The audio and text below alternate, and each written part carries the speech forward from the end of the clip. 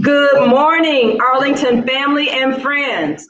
My name is Pastor Iilonga Jones. I'm your campus minister and communications director. Today is truly an exciting day. It's our first Access. For those who may be wondering, Access, the Arlington Christian School Speaker Series, is designed to give our scholars access to real life success stories. We truly believe that our children can be what they see. So once a month, some phenomenal men and women take the time out of their busy schedules to pour into us at Arlington Christian School. Truly, beyond the shadow of a doubt, we are blessed. Today, we have an extra special treat just for you. So stay tuned and let's get this show on the road. We will now have our welcome, which will be done by none other than Nasir Wilson.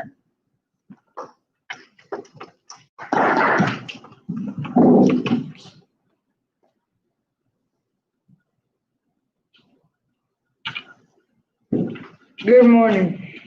On behalf of the Board of Trustees of Arlington Christian School, led by Dr. Leo Wheat, our principal, Kelvin Griffin, and the entire faculty and staff, administration, and family of Arlington, I would like to welcome you to our very first Access program of the 2020-2021 school year. I'm excited, and I hope you are too. Let's all get ready for an amazing time today as we learn everything Mr. Thondive has to share with us.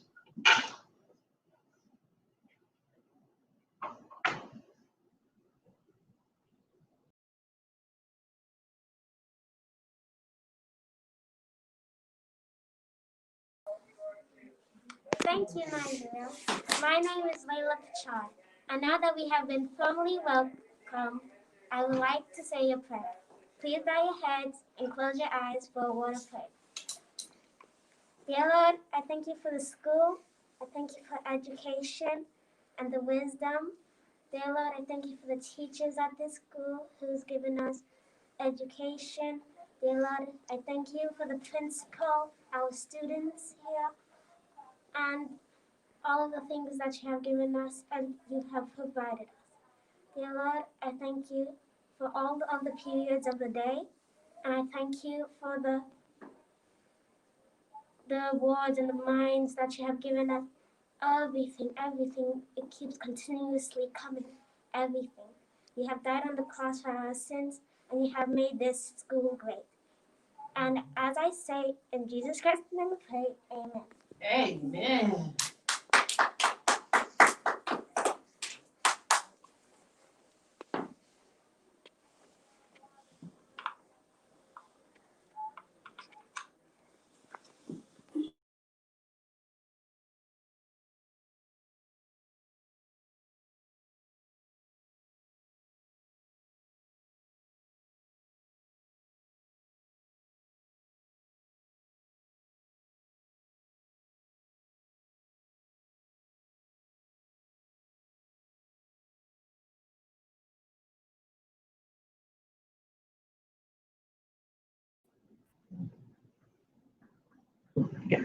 Thank you, Layla. My name is Katura Amba, and this morning I have the honor of introducing our speaker, Mr. Iilonga Thondive.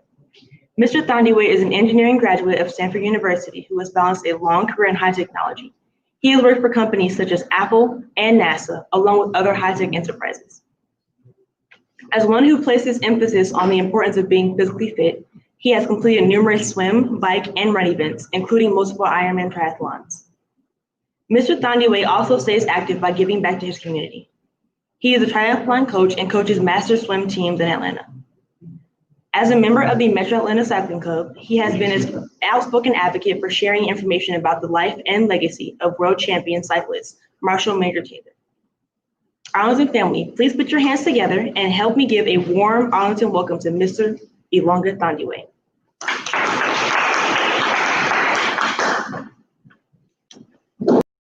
Okay, all right. Well, thank you, Couture, for those very kind words.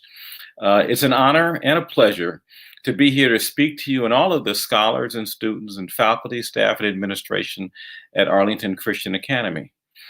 On behalf of the Major Taylor Association, the Metro Atlanta Cycling Club, and the Dream Team, we are very excited to be able to talk to you a little bit about history and cycling and a lot about the power of the human spirit. So with that, I want to share with you a video, and I'm going to do that right now, and then I will be back to you momentarily. So here we go.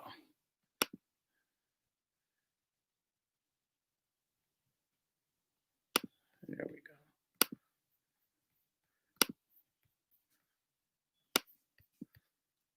And hopefully everyone can see that.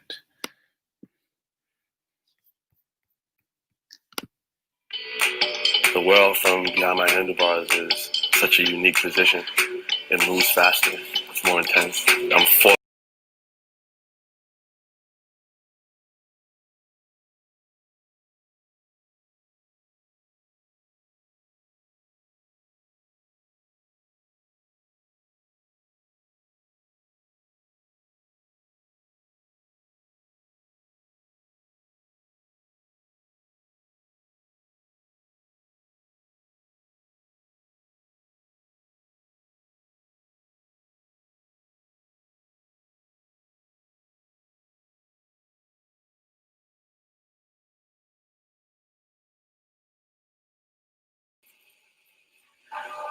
More women should be cycling.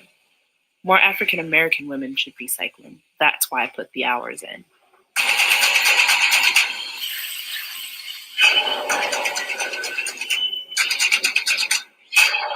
I have the goal to be the first professional female African American road cyclist.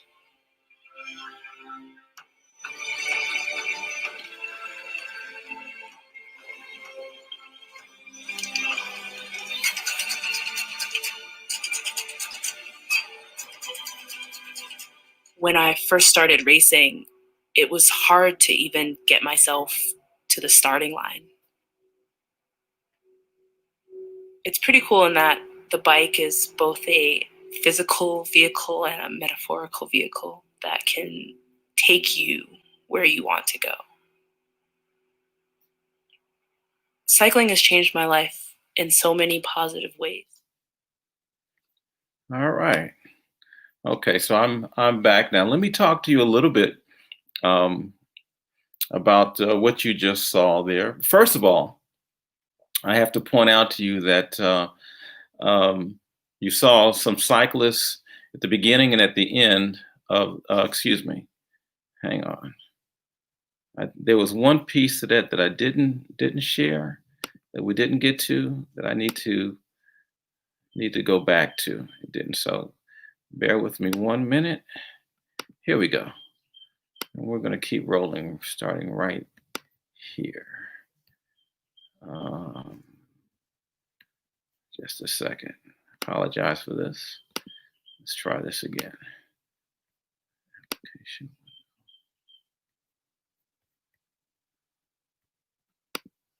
Okay.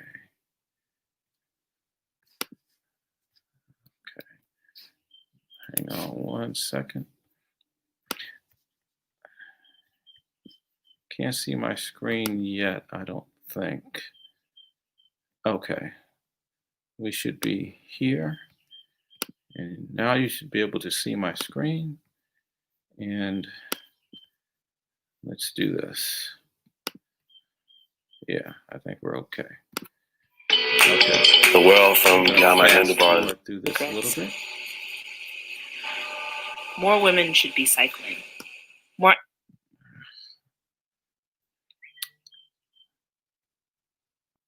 Okay, just a moment. It stopped again. You're in the show. Let's try that one more time before we go on and see if we can't make that happen.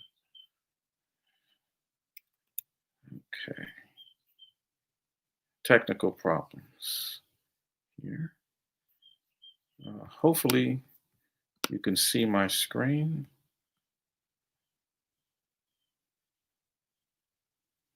Yes, here, share, here,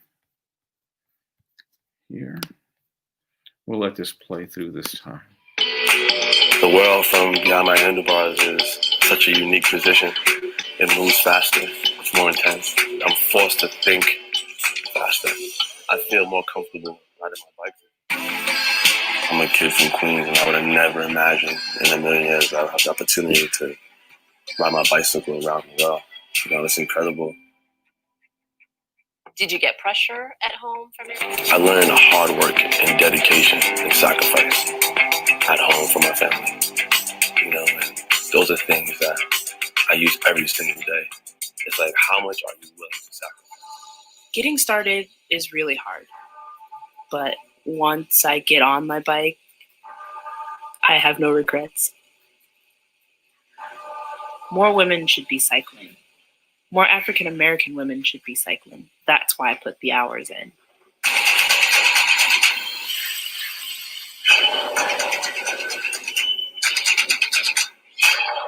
I have the goal to be the first professional female African American road cyclist.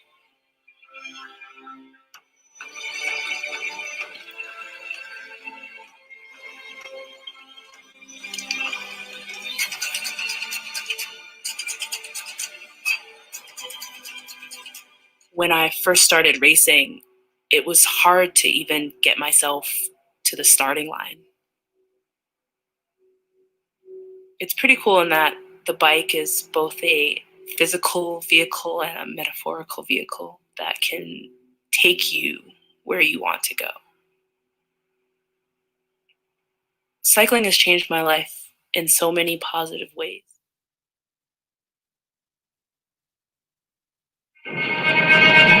And it looks as though Major Taylor is making a go for it. He's working hard, coming up on first. He's really stepping on it. Taylor pushing first, leading. There's little going down.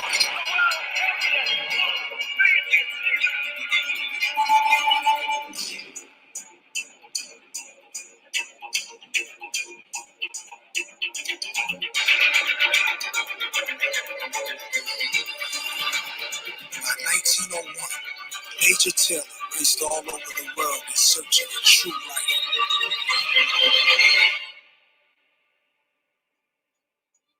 He never found one.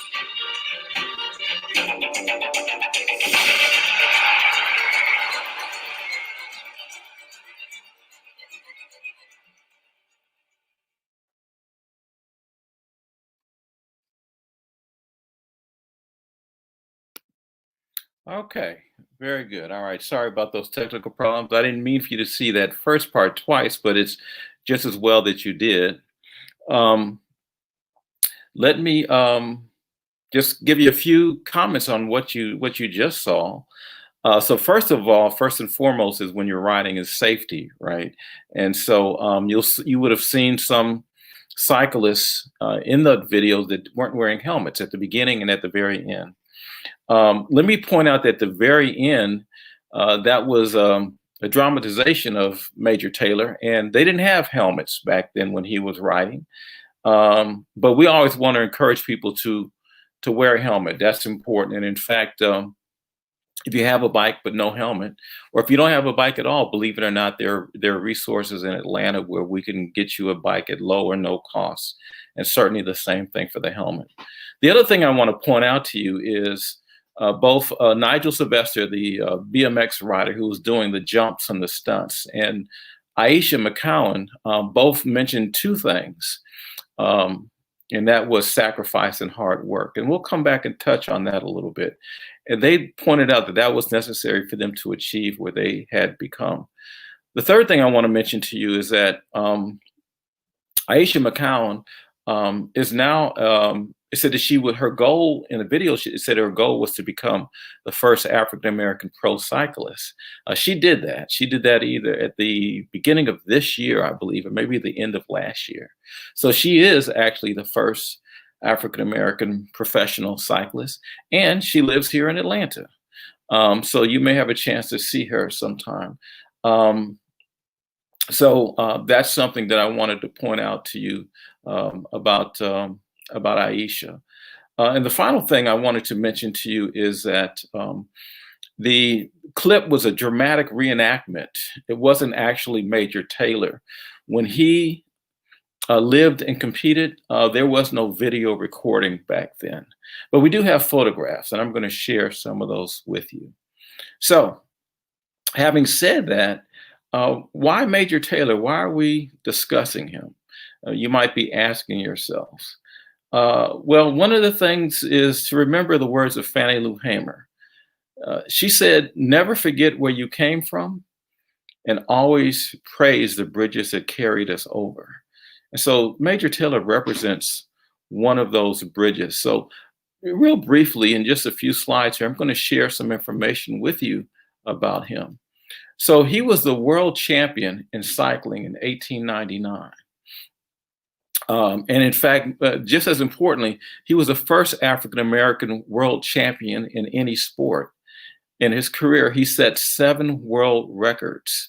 In fact, the title of his book, of his autobiography, is "The Fastest Bicycle Rider in the World." So that's completely appropriate.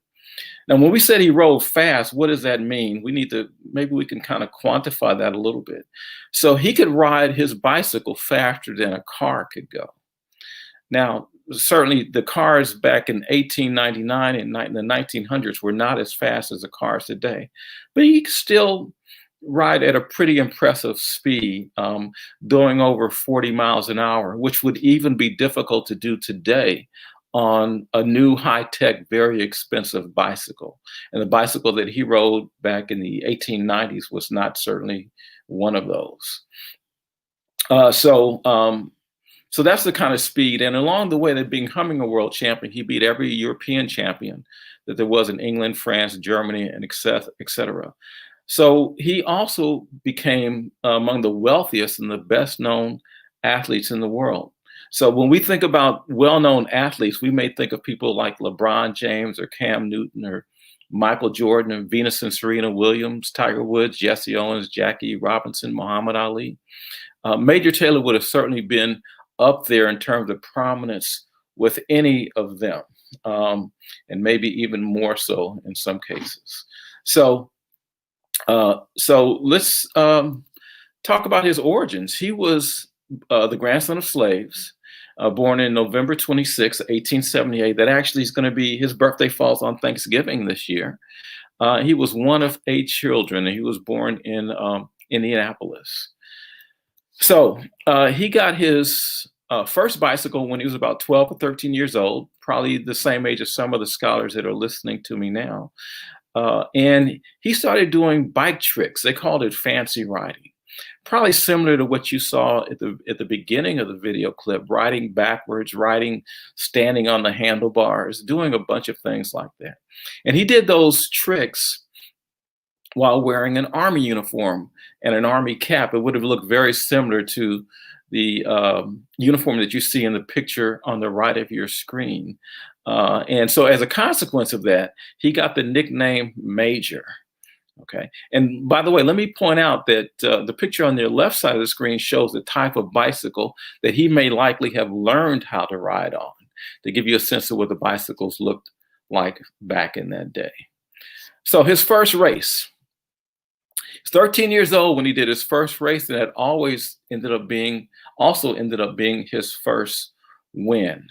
Now, let me just point out that, in that time period when he was racing bicycles, that was likely the most popular sport in America, believe it or not. Back then, baseball, boxing, and cycling were the 3 major sports in America. Football wouldn't be invented for another 30 or 40 years, and basketball had just been invented, and people really didn't know much about basketball. So cycling was extremely popular, not only in America, but worldwide.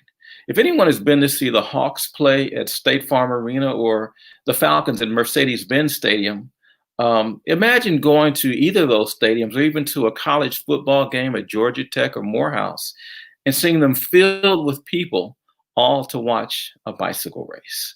So that's the environment and the time that they grew up in when cycling was everything in America. Unfortunately, America was also very hostile in a lot of segments and a lot of areas to Black folks. And so Major Taylor had to compete under those conditions as well, which made his quest to be an excellent in what he did a little bit challenging.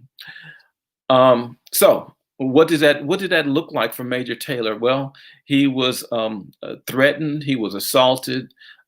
People drew caricatures of him like what looks like almost a gorilla riding a bicycle.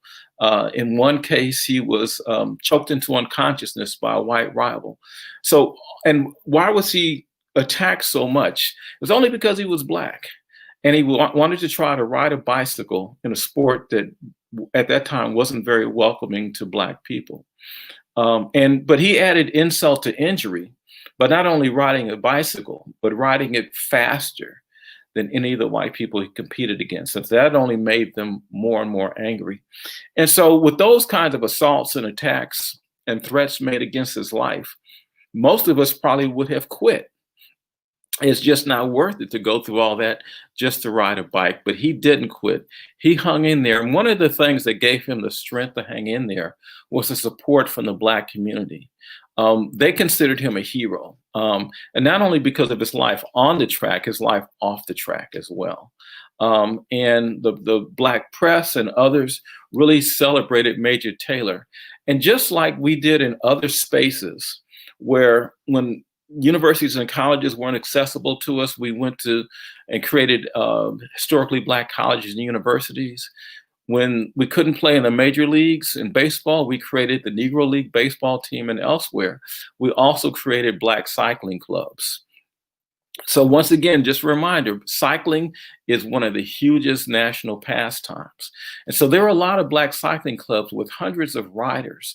And I should point out, not all of them were men, a lot of women. In fact, the picture on the right is Kitty Knox, who was a pioneering Black female rider.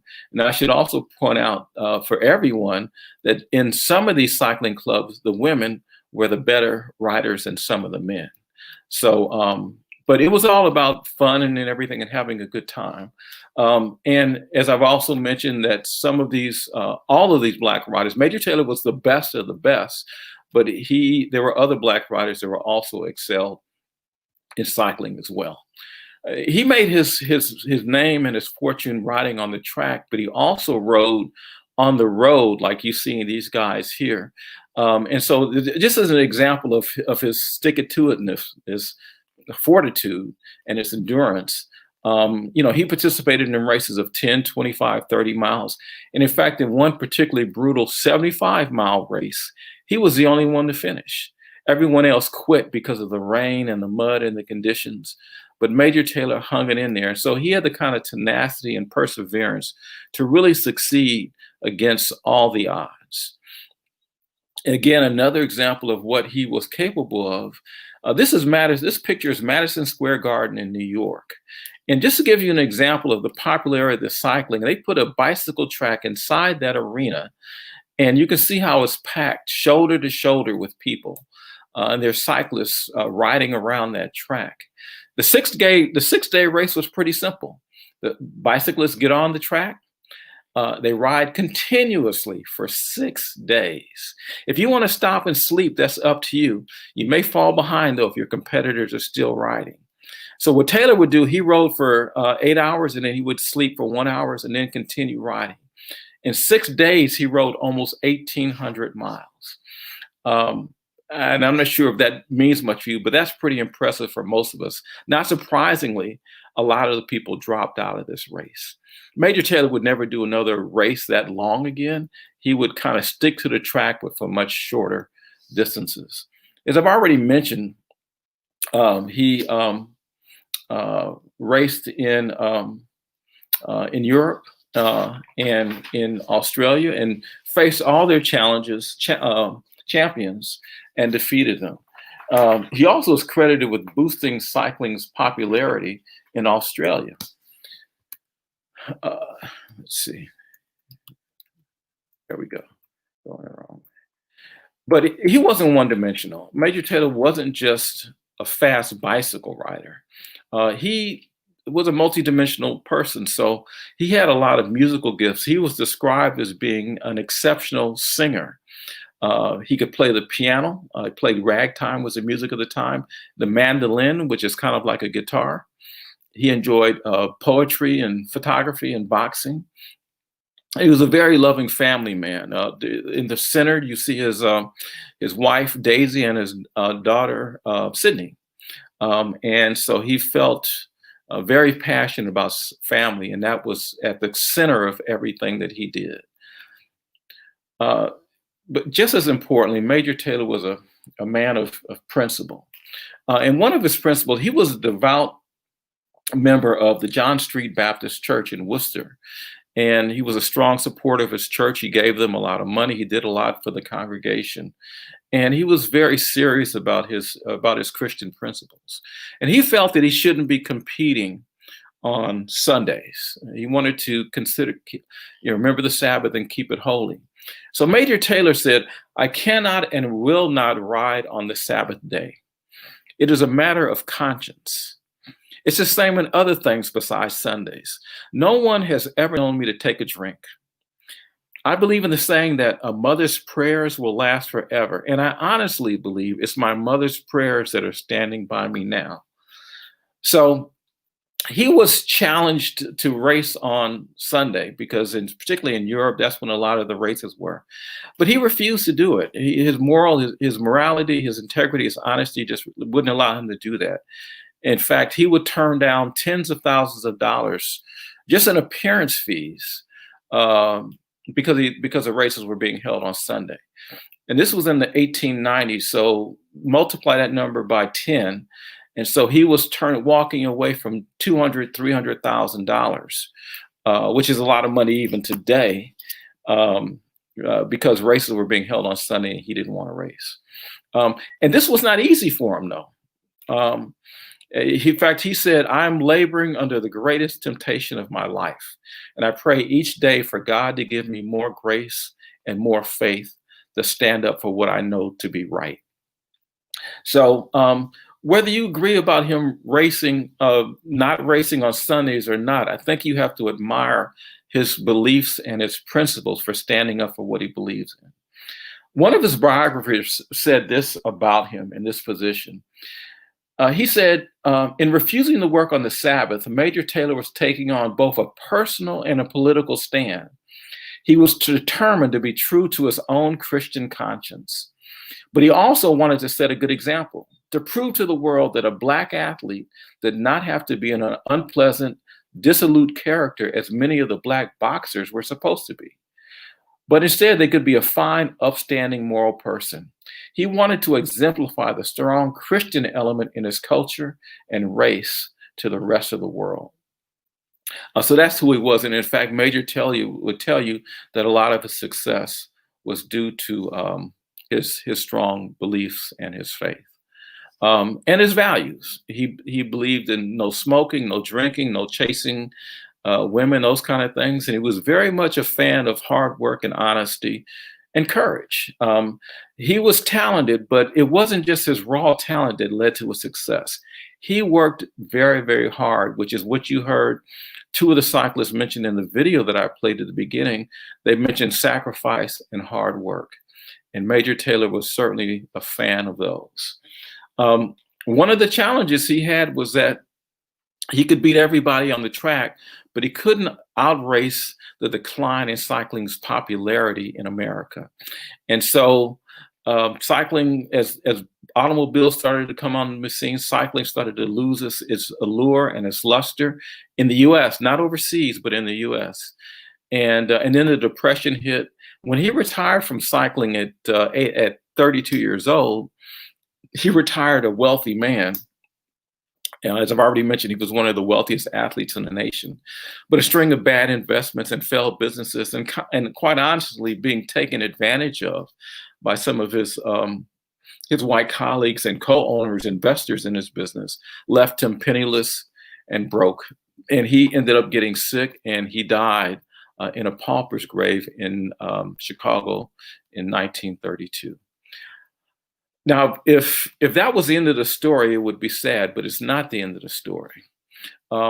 There's been a conscious and a deliberate effort to remember Major Taylor and to resurrect him and what he did. And in fact, Major Taylor said, "I want simple justice, equal rights, and a square deal for my people, not only in sports, but in every human endeavor." And so that's part of what our challenge is to, history may have forgotten him, but we are a part of a national mission to remember Major Taylor and what he did and what he stood for, because that is obviously critically important.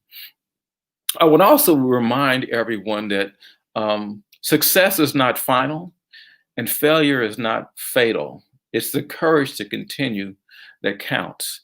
And so whether you ever touch a bike or not, I think the way he lived this life and the message that he left is inspiring and uplifting. But if you do consider riding, you do have some options. First of all, age has nothing to do with it, right? So the oldest BMX rider, the people that are doing those stunts, like you saw in the first guy in the video, she's a Black woman, a grandmother, 72 years old. And at the same time, even if you don't know how to ride a bike, that doesn't stop you from being able to get on the path to learning.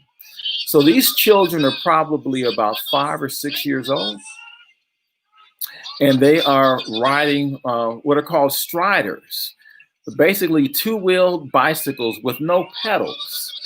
So you basically kind of push yourself along with your feet and do what you can. And so you can see, it looks like they're having a great time. And by the way, adults, this is actually a better way to teach children to ride a bike rather than training wheels. So forget about the training wheels, get a strider or take the pedals off, because it gives them an opportunity to learn how to balance. But so they're having a good time. They've all got on helmets. There were a couple of falls out there, but the nice thing is that they're on that path to really becoming good and enjoying cycling quite a bit. All right, so cycling, it encompasses a whole lot of things. There's teamwork, there's adventure, there's accomplishment. I know we have some middle school students in the audience. There's something called the Bike Ride Across Georgia, where the Dream Team actually takes students and train them to ride across the entire state. And the Dream Team has been in existence for years. There's also cycling for competition. All of these people that are pictured here are pro cyclists. They're all professionals. And by the way, some of you may not know what I mean by professional. It basically means that they get paid to do this. So, you know, one of the things that I always told my kids is that figure out what your passion is and then do it so well that someone is willing to pay you to do it. And so these men and women that I've shown here, they love cycling and they were able to rise to the highest level of their endeavors and are being paid to ride and to have fun. And that's a great opportunity for anybody to take advantage of.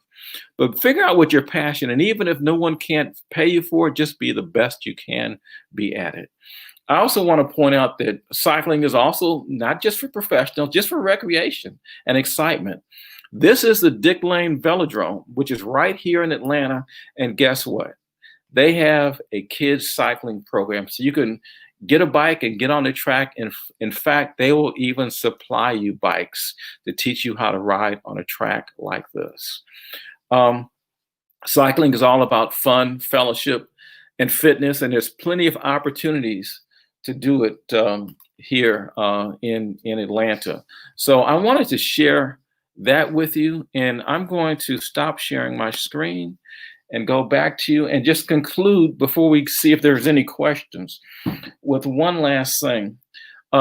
This may be the start of your introduction to Major Taylor, but we don't want that to be the end of it. So one of the things that we're doing is will be making a donation to your school of books, biographies about Major Taylor. They are age appropriate. We've got some for kindergartners, middle school, high school, so that you guys can continue the research and continue to learn more and more about this historic and giant figure in the history of sports and human endeavors. So with that, I'm done, and we can see if there's any questions.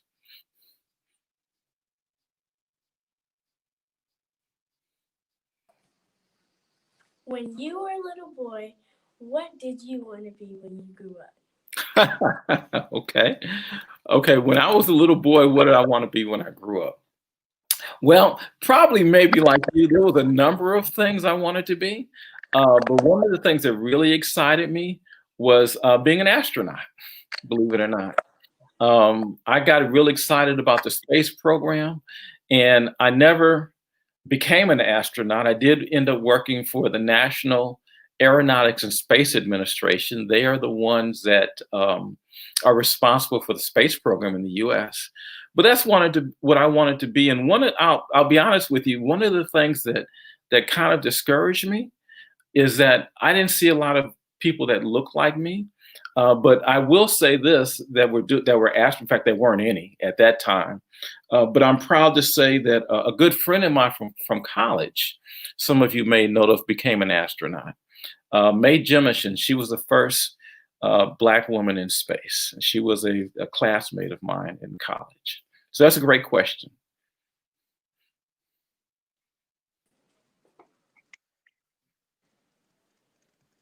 You stated that Major Taylor lived a life of very high morals. Times have changed. How can kids today stay committed to keeping their high morals? Wow. You guys have got some powerful questions here. It's difficult, right? It's not easy to do sometimes, particularly if there's temptations. And I think you have to always go back to your source of strength. And for a lot of people, that's their family. That's their belief in God, the Bible. Always return to that source, and particularly when you're feeling a little weak, or maybe feeling like you're going to succumb to temptation, or just want to stop doing the right thing and do the wrong thing. It always unfortunately seems like it's easier to do the wrong thing than the right thing sometimes. But just remember what your values are and your roots are, and call on your parents and your elders and your grandparents. And use those people in your community the way Major Taylor did to help shore you up and keep you strong as you go down this path to adulthood.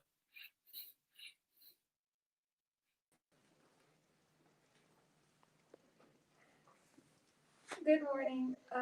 Who inspires you? Who inspired me? Wow. There's probably a lot of people, but I'll just mention one to you, and this will probably, maybe some of you can relate to this. And that my mother was an inspiration for me. I mentioned that I was interested in being an astronaut. At the time, she was working for a company that was responsible for building the first spaceship that went to the moon. And so she's the one that kind of got me interested in kind of aerospace and everything like that. I always loved math and science anyway. But probably just as importantly, she was also very much about social consciousness and doing the right things and trying to correct wrongs and injustices. And so she was very active in the community and worked to try to change the community for the better. For our communities and for others as well. So yeah, she was significant.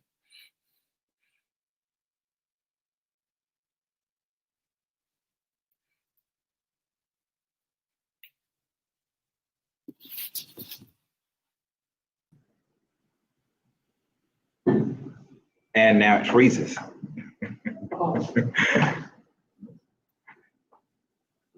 Am I up, Christian? Mr. Iilonga Thondive, how you doing, sir? I'm doing all right. How about yourself? Mr. Thondive, how you doing, sir? Yeah, I'm doing fine. Can you hear me? I don't know if he can hear me. Can he hear me? I can hear you. Yes. Yeah, I hear you. Yes. Think you can. I don't think I can hear you, but you can hear me. I want to just thank you, sir, for this wonderful Black history fact. This is monumental for our scholars here today. And the reason why it's monumental is because Major Taylor's existence and prominence and dominance occurred in the 19th century. Here we are in the 21st century. Some of the things that Major Taylor dealt with in the 19th century as it relates to the badgering, the disparaging, the disrespect, the physical assault that he went through in the 19th century. We're talking 1899. Right. Fast forward to now, 2020, we're still dealing with some of those issues.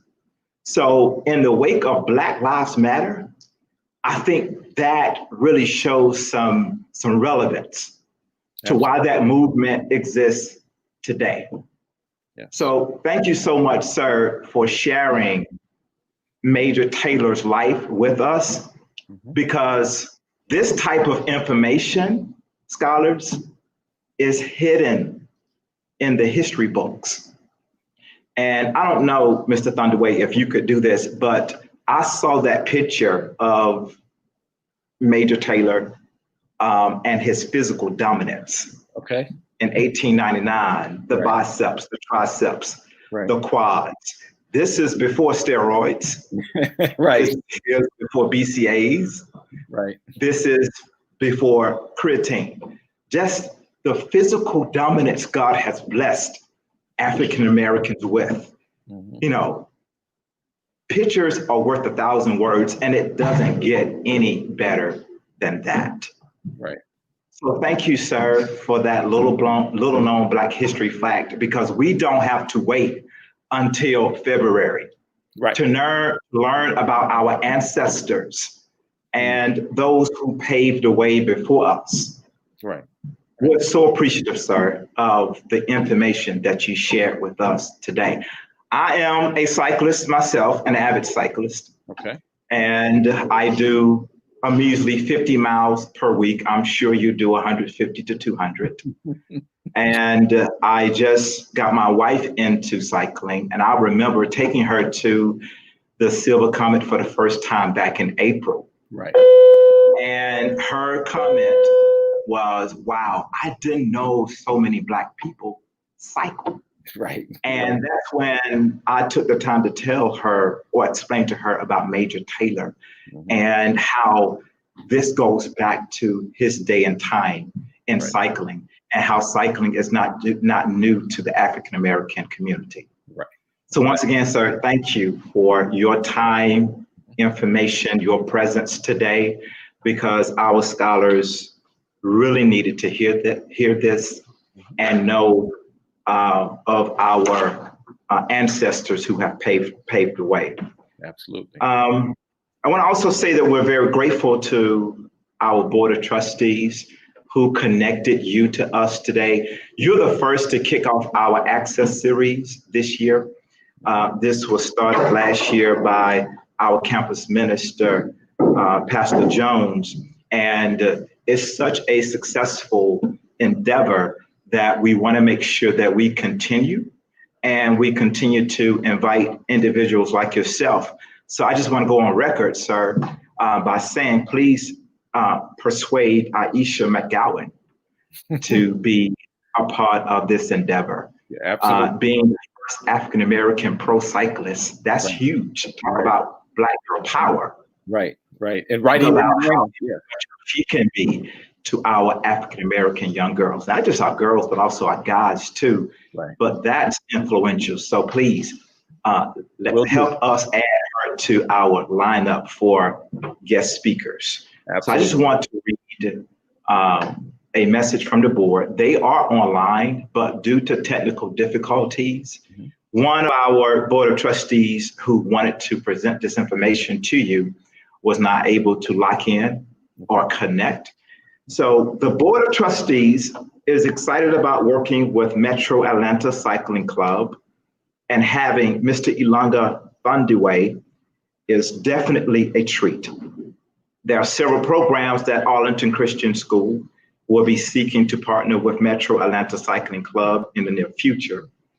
The Major Taylor history lesson is just the start.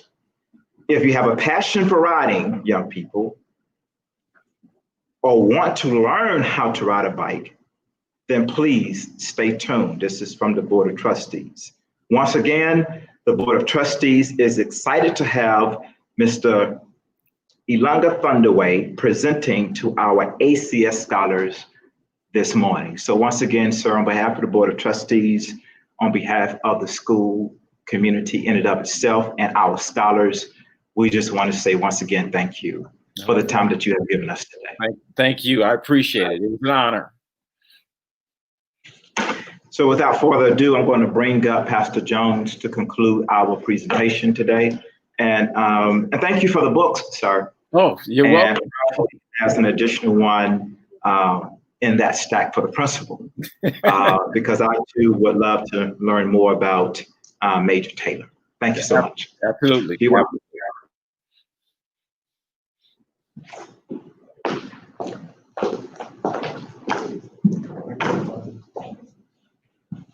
Wow, wow, wow. That's all I can say is wow. I want to thank you, Dr. Griffin. I want to thank all of our program participants. Weren't they phenomenal? Special thanks to Layla, to Nasir, to Couture. You all were absolutely amazing. We want to thank our principal, Dr. Griffin, for his support.